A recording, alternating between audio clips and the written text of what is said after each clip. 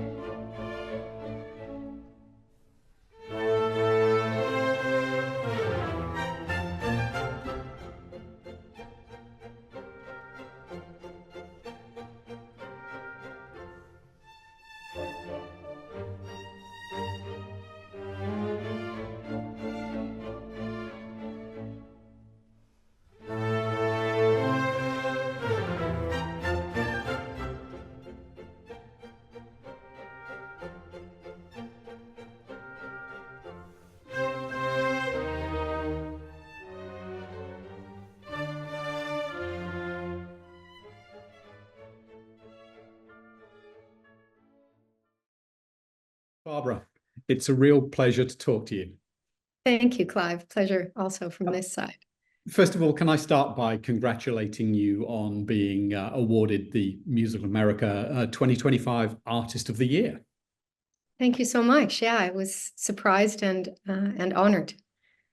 For many people who know you will probably know you first and foremost as a soprano, famous for a stratospheric voice and a kind of readiness to tackle the most challenging modern repertoire. But over the last 10, 15 years, you've been increasingly turning to conducting, and in fact, sometimes both singing and conducting. My first question really is, have you always conducted? Ooh, I don't think anyone's ever asked me that. No, I haven't. I didn't think about conducting until somewhere around 2007. When it was suggested to me by one of the management, the producers of Radio France. And he had been watching me for several years, and he said, and he wasn't the only one that had said this to me, but he said, well, you know, you should really try conducting. You seem to have this in you. And so it was he that arranged the debut, which was in 2010, 11, in Paris. And then we went on from there. And was that a pure conducting job? It was both, actually. I mean, half of it was pure conducting, which was a piece by Stravinsky called Le Renard, the Fox, which was 4 male singers and a chamber orchestra.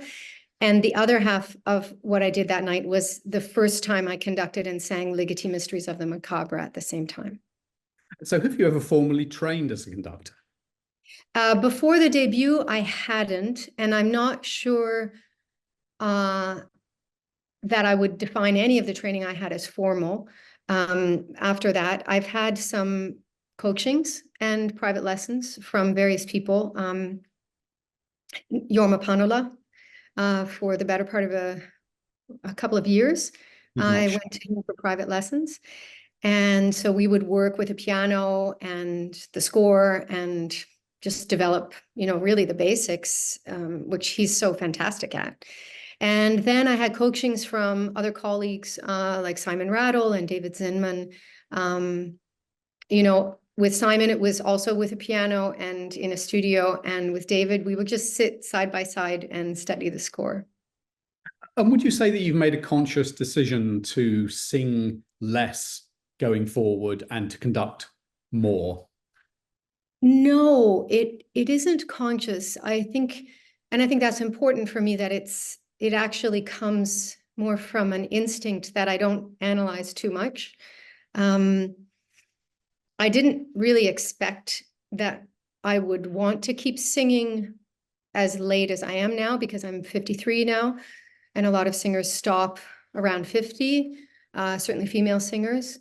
But in my case, it's really what the urge is for me a couple of years in advance, because the planning is always a few years in advance. So of course there's repertoire that I want to approach as a conductor. There's other repertoire I really want to do as a singer. So some years it's, 70% conducting and 30% singing. And then, next season, for example, it's really 50-50, which is kind of fun. I'm curious, does your singing experience inform your conducting? I'm thinking physically. Well, it certainly does inform the conducting, yeah. When I was, let's say, just a singer, a lot of conductors noted that I made their lives easier, that I showed them where I was going to land things. I showed them how I was going to move a phrase. And so I was kind of in a nice synchronicity with them, if not sometimes, helping to lead them so that they could lead better. And when I'm now just a conductor, certainly everything comes from the breath. So as I'm a professional breather, this is really, I think, very helpful for the orchestra. And then thinking about that singing line, and I do really try to have every line in my head as a singing line. And often I'm demonstrating to the orchestra when we're working, to kind of keep that primal kind of sound, because I think, as you see in so many scores, the instrumental parts are labeled cantare or cantabile, really singing line. And so I'm working, from that as the core. I had the pleasure last year of seeing you conduct the London Symphony Orchestra, and at the beginning of the second half, you sang 5 minutes a cappella of Luigi Nono. Now, not the music by any means, and at the end of the performance, and it was a performance, you performed standing on the podium. You turned. Held the last note, turned to the orchestra, and brought them in on the opening chord of Richard Strauss's Death and Transfiguration. It was an extraordinary moment. Was there, what was the intention behind that? And is that the kind of thing that you find yourself really interested in finding ways of doing that kind of experimentation? Yes, I remember that moment very well. I even get nervous when I think about it, because that Luigi Nono piece is a real tough piece. It's 2.5 octaves. And I was just working on it yesterday, actually, with another soprano. So I put those two pieces together for several reasons. First of all, dramaturgically, the piece by Nono is called Jamila Bupacha, and it is about a woman who nearly died, who was tortured under oppressive Algerian forces during the Algerian War.